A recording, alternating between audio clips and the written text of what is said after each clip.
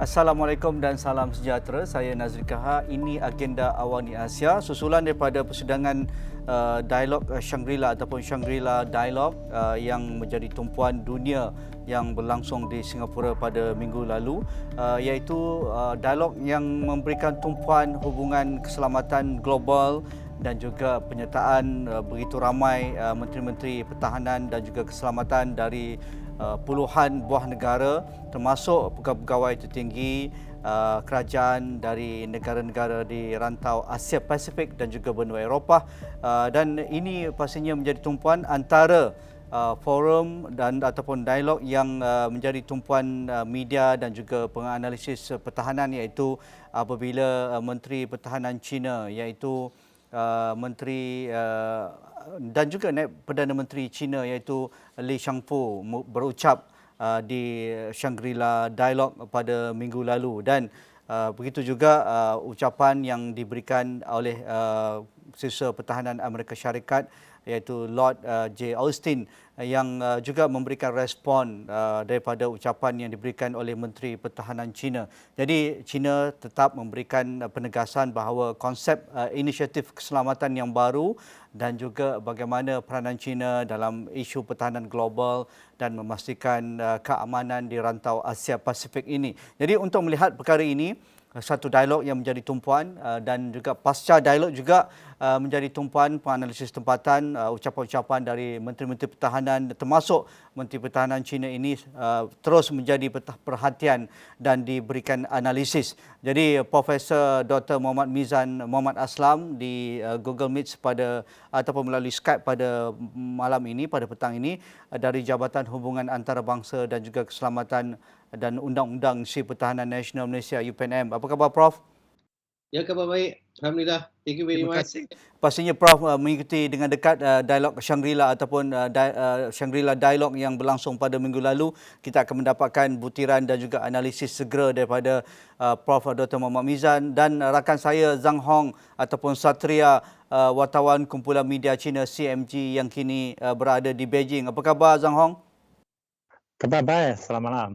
Terima kasih kerana sudi bersama kami terus dalam dialog agenda Asia ataupun agenda Awani Asia. Jadi Prof Mizan, mungkin kalau kita lihat ini merupakan edisi ke-20 dialog Shangri-La dan menjadi tumpuan penganalisis pertahanan dari seluruh dunia dan juga ketua-ketua delegasi yang memperincikan ataupun memberi tumpuan kepada isu keselamatan global dan juga pertahanan. Jadi apa signifikan dialog yang terkini ini dalam era multilateralism, apatah lagi dalam isu ASEAN, Laut Cina Selatan dan juga bagaimana hegemoni kuasa-kuasa besar dan sebagainya.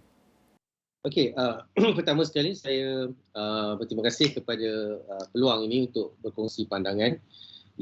Iaitu kita harus jelas dan juga memahami bahawa persidangan ini adalah persidangan yang terbesar berkait dengan security yang diadakan di rantau Asia. Jadi persidangan ini juga adalah merupakan kita panggil top tier ataupun top one, iaitu persidangan yang melibatkan kita panggil general ataupun menteri-menteri pertahanan, termasuk juga dia mempunyai kehadiran pegawai-pegawai keselamatan, ejen-ejen risikan daripada negara-negara yang terlibat dan sebagainya. So ini menunjukkan betapa mesyuarat ini sangat penting dan juga sangat diperlukan kerana ianya merupakan satu medium ataupun platform yang penting untuk menemukan pimpinan-pimpinan apa yang saya sebut tadi sebagai top one daripada negara-negara yang terlibat. Dan sehingga ke hari ini sudah melebihi 40 negara yang bergabung dan juga bersedia untuk bersama dengan IISS, anjuran mereka yang dipanggil juga sebagai Shangri-La Dialogue. Dan kita juga dapat melihat bahawa ianya dilakukan di Singapura, iaitu sangat-sangat berdekatan dengan wilayah yang sedang mengalami konflik, iaitu di Laut Cina Selatan. Selain daripada itu, ianya juga menemukan di antara barat dan timur di tengah-tengah, iaitu di Singapura. Jadi ini jelas menunjukkan betapa dialog ini sangat penting, menjadi medan pertemuan. Malah ketika ditubuhkan pada tahun 2002, establishment Shangri-La Dialogue ini telah dimulakan dengan satu pendekatan yang agak berbeza, iaitu apa yang dipanggil sebagai indirect meeting ataupun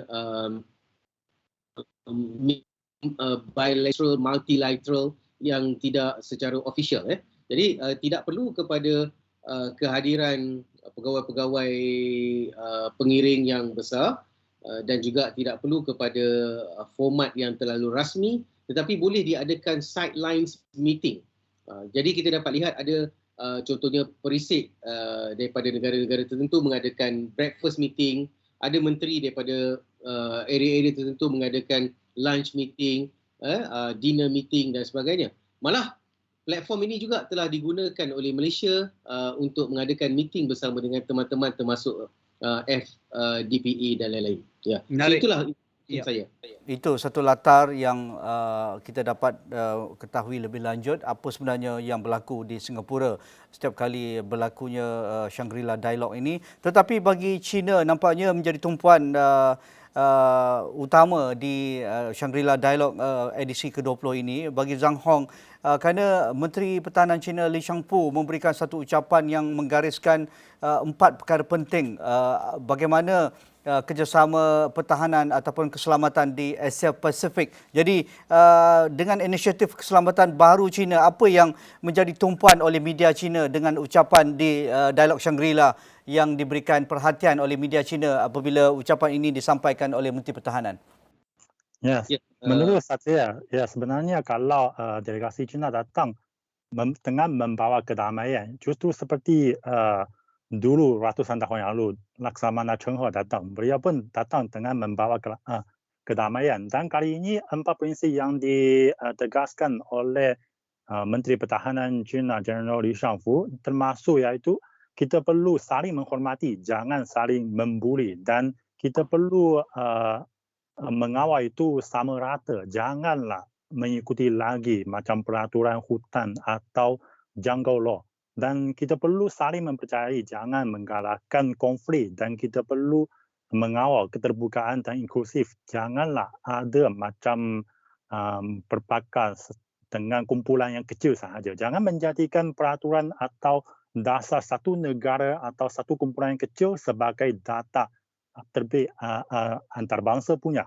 Data terbit antarabangsa punya. Oleh itu saya rasa ini sebenarnya semua ucapan atau semua prinsip yang dibentangkan oleh Menteri Pertahanan China Li Shangfu, dia diwarisi atau berasaskan budaya China sejak sekian lama. Dalam budaya China selalu boleh dikatakan ada beberapa ciri khas macam tolerans dan juga inklusif, terbuka dan juga damai. Kita tengok kalau sejak sekian lama sudah China berhubung dengan berbagai negara-negara termasuk juga negara di Asia Tenggara.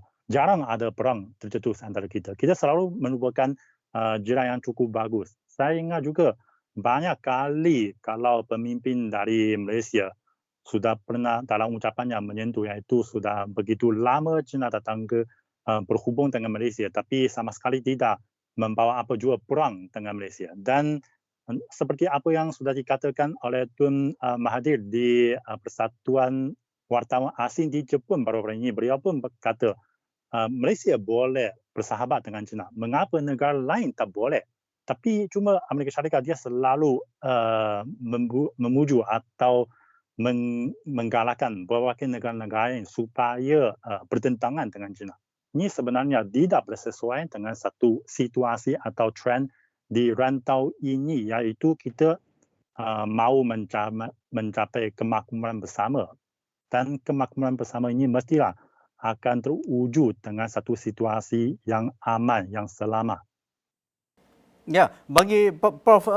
Dr. Muhammad Mizan, dengan keberadaan tokoh-tokoh utama keselamatan dari negara-negara Asia Pasifik termasuk dari China dan juga dari Amerika Syarikat termasuk rakan-rakan di ASEAN, adakah ini sebagai satu platform untuk meredakan sedikit suhu konflik utamanya apa yang berlaku di Eropah antara Ukraine dan juga Rusia dan juga proksi NATO dan juga kuasa-kuasa besar berhadapan dengan Rusia, manakala di wilayah rantau Asia Pasifik ini isu berkaitan Laut Cina Selatan dan juga isu Taiwan itu. Jadi sebenarnya apabila rundingan dan juga permufakatan itu boleh dilakukan dalam suasana yang begitu mesra, walaupun tense, walaupun tegang, tetapi dapat berkumpul di Singapura, adakah ini sebenarnya cara Asia, cara ASEAN dan juga berlaku di Singapura dan semua boleh datang, boleh berbincang dan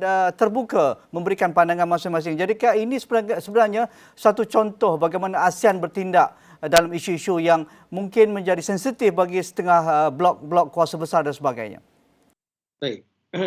Yang pertama sekali untuk respon kepada soalan ini ya, sebagaimana yang dinyatakan ya bahawa semangat Asia ini berbeza Malah Zhang Hongxi juga menyatakan bahawa cara kita berbeza dengan cara Barat Jadi pendekatan kita lebih diplomatik dan lebih sederhana dalam banyak aspek.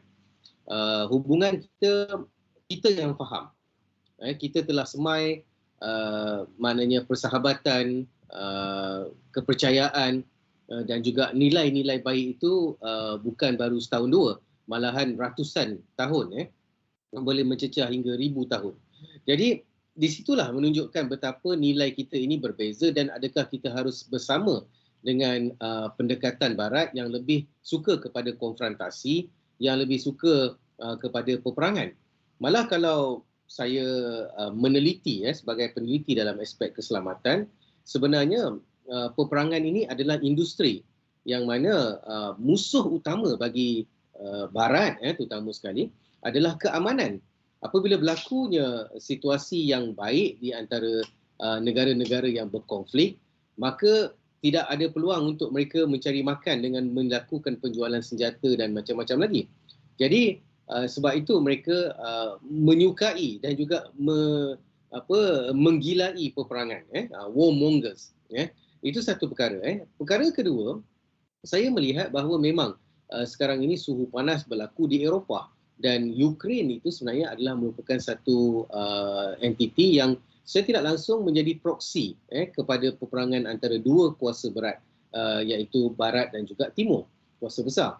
Dan Menteri Pertahanan China iaitu Li Shangfu sendiri juga menyatakan bahawa Cold War ataupun perang dingin yang wujud suatu masa dahulu cuba untuk dihidupkan kembali, iaitu dengan melakukan apa yang sedang diusahakan pada hari ini, iaitu melakukan konflik secara besar-besaran, terutama sekali menjadikan isu di Laut Cina Selatan, isu Taiwan, isu AUKUS dan lain-lain lagi itu sebagai penyebabnya. Jadi pendekatan itu memang diperlukan oleh Barat kerana itu adalah lifeline mereka, sumber ekonomi, sumber pendapatan.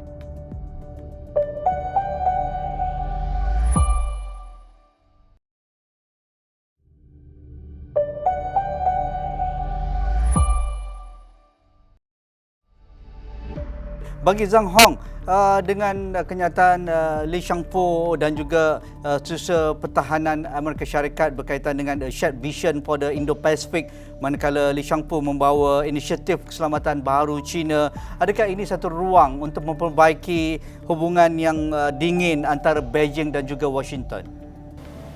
Ya, saya rasa China, kalau bagi China selalu tak mahu ada perang dingin dengan Washington, tapi sebenarnya ada sedikit pakar-pakar di dunia mereka menyifatkan sebenarnya sekarang kita sudah berada dalam perang dingin. Cuma bagaimana mengelakkan tercetusnya perang yang benar-benar. Saya rasa ini perlu kita memberi satu amaran kepada semua negara di rantau ini dan juga Amerika Syarikat. Janganlah kita nanti tunggu ada apa kejadian yang cemas tercetus akibatnya iaitu nanti ada perang di rantau ini menjejaskan kemakmuran serantau ini. Dan kita pun boleh lihat kali ini macam dalam ucapan General Li Shangfu, beliau sudah menegaskan itu kepentingan teras bagi China iaitu isu Taiwan. Kita tahu kalau dalam dialog Shangri-La kali ini, Li Shangfu dengan Setiausaha Pertahanan Amerika Syarikat, mereka berpeluang berjabat tangan, tapi tidak ada pertemuan setakat ini. Kita pun boleh lihat adakah ini bermaksud China menolak berkomunikasi dengan pihak Amerika Syarikat. Saya rasa bukan. Kerana justru pada minggu ini kita boleh lihat macam penerus Setiausaha Negara Ikhwal Asia dan Pasifik dari Amerika Syarikat. Beliau melawat ke Beijing untuk mengadakan dialog dengan pihak China. Dan pada bulan Jun juga macam penolong bagi Presiden dalam bidang keselamatan Jack Sullivan dan juga macam Setiausaha Perbendaharaan Amerika Syarikat punya Gina Raymond dan juga wakil perdagangannya Catherine Tai. Dulu ada komunikasi dengan pegawai dari China di berbagai platform antarabangsa. Jadi mengapa kita tak boleh ada itu dialog dalam bidang ketenteraan? Justru kerana pintu ini ditutup oleh Amerika Syarikat. Ini pintu ini tidak mungkin dibuka hanya dengan dia datang untuk berjabat tangan dengan General Li Shangfu sahaja. Kerana Li Shangfu masih dalam senarai sekatan oleh pihak kerajaan. Dan Li Shangfu dilarang menggunakan apa jua sistem perkhidmatan kewangan Amerika Syarikat punya dan juga dilarang memasuki wilayah Amerika Syarikat. Dengan keadaan ini tidak mungkin ada dialog atau rundingan sama rata. Oleh itulah sebenarnya pintu untuk rundingan dalam berbagai dalam bidang ketenteraan ini justru ditutup oleh Amerika Syarikat sendiri. Dan kita masih ingat pada dalam sidang kementerian kumpulan 7 yang baru-baru ini diadakan di Jepun. Dalam satu sidang akhbar, pernah ketika Joe Biden ditanya sama ada mau membatalkan sekatan terhadap General Li Shangfu. Beliau pernah jawab, katakan dia sedang mempertimbangkan. Tapi hari kedua, Dewan Negara Amerika Syarikat mengeluarkan satu keumuman, iaitu tidak ada hal macam ini. Iaitu mereka tak ada plan untuk membatalkan sekatan terhadap Menteri Pertahanan China. Ini sebenarnya memberikan satu sikap yang cukup kekeh bagi Washington untuk menguruskan hubungan dengan China. Dan ini juga akan meningkatkan lagi risiko untuk salah faham antara kedua-dua negara. Menarik. Bagi Prof. Dr. Muhammad Mizan, peranan ASEAN dan khususnya Malaysia, kerana ASEAN sudah membawa kenyataan kita tidak akan berpihak ke mana-mana, tetapi untuk mewujudkan lebih banyak kemakmuran, lebih banyak kesejahteraan dan menjadikan rantau ini satu rantau yang aman, damai dan memberi ruang semua kuasa untuk bersama menjadi rakan utama dalam ekonomi dan juga keselamatan. Dan Malaysia sendiri di bawah kata pun Menteri Pertahanan Datuk Seri Muhammad Hassan di Dialog Shangri-La berjumpa hampir ke semua delegasi utama termasuk Setiausaha Pertahanan Amerika Syarikat, Menteri Pertahanan Jeneral Li Shangfu dari China dan juga rakan-rakan FPDA iaitu Malaysia, Singapura, Australia, New Zealand dan juga Britain dan juga rakan-rakan dari negara-negara Asia Timur. Jadi adakah ini sebenarnya semangat yang wajar ditunjukkan dan diterjemahkan dalam dasar-dasar yang menggalakkan multilateralism dan juga mewujudkan lebih banyak dialog berbanding konfrontasi dan juga provokasi? Pandangan Prof. Ya, saya memang melihat bahawa perdamaian itu adalah solution yang terbaik. Malah kalau kita lihat Sun Tzu, The Art of War juga meletakkan bahawa perdamaian dan kalau boleh memperolehi kemenangan tanpa peperangan, itulah yang paling baik. Walau bagaimanapun kita dapat lihat sebenarnya dalam dunia hari ini masih ada pihak-pihak yang sukakan kepada peperangan. Dan sebagaimana yang dinyatakan tadi bahawa pendekatan kita berbeza. Kita melakukan pertemuan, kita melakukan dialog, kita melakukan perbincangan dengan semua pihak. Dan kita dapat lihat bagaimana Menteri Pertahanan kita, Tok Mat Hassan, yang telah pergi menemui pelbagai pihak daripada timur, daripada barat, yang Menteri Pertahanan dan juga melibatkan seperti Lloyd Austin, yang merupakan Secretary Defense, Jadi semua itu kita jumpa, kita usahakan pertemuan dan juga kita mahukan satu keadaan situasi yang lebih harmoni. Dan memang itulah hakikatnya yang kita mahu. Kita bukan inginkan kepada konfrontasi dan peperangan yang akhirnya akan merugikan semua pihak dan juga menyebabkan kemusnahan, kerosakan, kematian yang besar dan lain-lain. Jadi memang kalau kita lihat dalam pertemuan di Singapura ini berlaku secara tidak langsung FPDA tadi iaitu Five Power Defence Arrangement yang melibatkan Britain, Australia, New Zealand, Singapura dan juga Malaysia.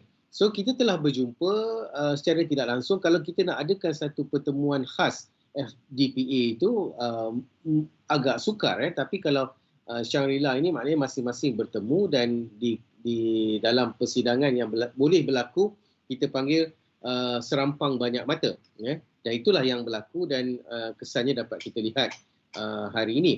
Yang seterusnya, saya juga melihat bahawa dalam kita melalui kehidupan dan juga memacu rantau ini, kita sebenarnya telah ada agreement yang melibatkan negara-negara di Asia Pasifik ini termasuk FDPA, ASEAN dan lain-lain itu hingga kita termeterainya satu persetujuan untuk tidak ada konfrontasi ataupun tidak ada isu berkait dengan peperangan, keganasan. Kita nak free zone kan, kita pun dah tahu ZOCFUN.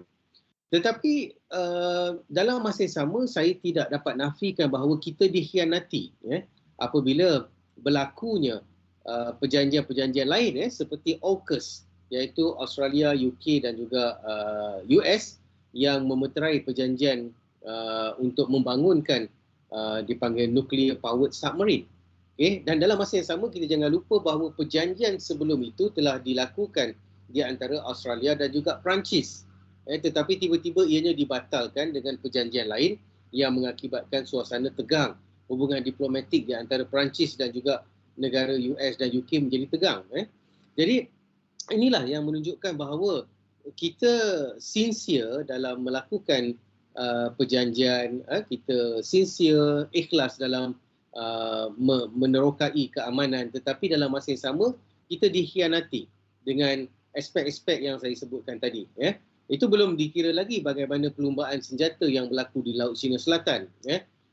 Pencerobohan yang melibatkan kawasan di Spratly Island, di Beting Patinggi Ali dan lain-lain, sehingga usaha cari gali minyak kita juga diganggu gugat, termasuklah nelayan dan lain-lain. So ini adalah satu keadaan yang kita tidak selesa, tapi kita tidak mampu untuk melakukan sesuatu tindakan yang keras kerana secara lumrah dan juga realitinya kita ini adalah kecil.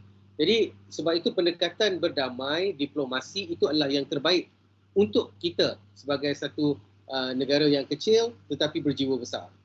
Menarik. Bagi Zhang Hong dari persepsi China dan pasca dialog Shangri-La, apa komitmen China yang boleh diterjemahkan kepada keamanan di rantau Asia Pasifik, khususnya isu berkaitan dengan Laut Cina Selatan dan juga fraksi-fraksi pertahanan antara negara dan sebagainya. Walaupun ASEAN sudah ada Code of Conduct dan sentiasa berhubung dengan Beijing supaya tidak timbul provokasi dan juga isu-isu berkaitan dengan pertahanan di kawasan-kawasan pertelegahan di Laut Cina Selatan. Jadi di mana komitmen China dalam mewujudkan keamanan ini?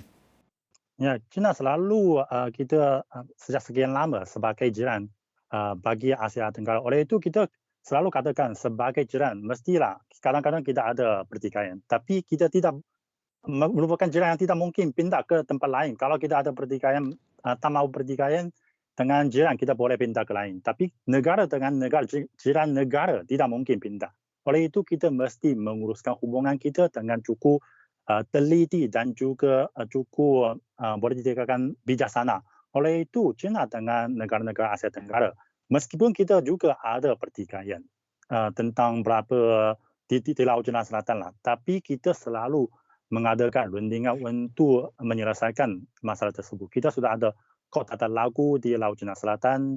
Kita juga sebenarnya usaha ini selalu diadakan dan hingga sekarang boleh dikatakan sudah begitu lama kita tidak pernah, boleh dikatakan tak pernah tercetus apa yang dikatakan konflik yang cukup dahsyat.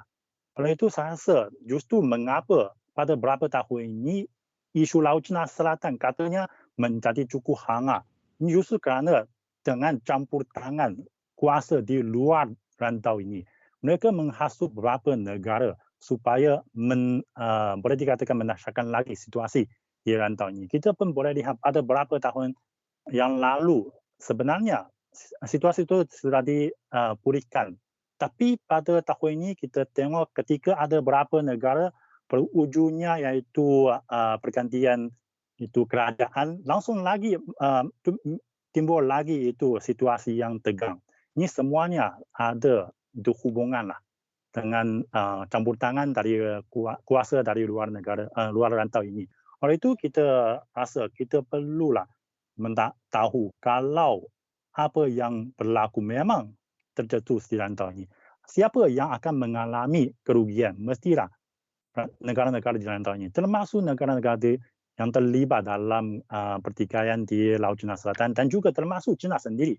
Tapi kalau kuasa luar rantau ini, mereka sebagai pendalang, mereka tidak akan mengalami apa jua itu kerugian. Oleh itulah kita mesti memahami bidang ini dan kita perlu mencari satu penyelesaian yang melalui diplomati, melalui damai supaya jangan itu menjadi gangguan kepada kemakmuran atau kerjasama menang-menang di rantau ini. Terima kasih Zhang Hong. Zhang Hong merupakan wartawan Kepulauan Media China CMG yang kini berada di Beijing. Terima kasih Prof. Dr. Muhammad Mizan Muhammad Aslam dari Jabatan Hubungan Antarabangsa Keselamatan dan juga Undang-Undang UPNM. Dan itu saja agenda Awani Asia pasca Dialog Shangri-La ke-20 yang berlangsung di Singapura pada minggu lalu. Assalamualaikum, kita jumpa lagi.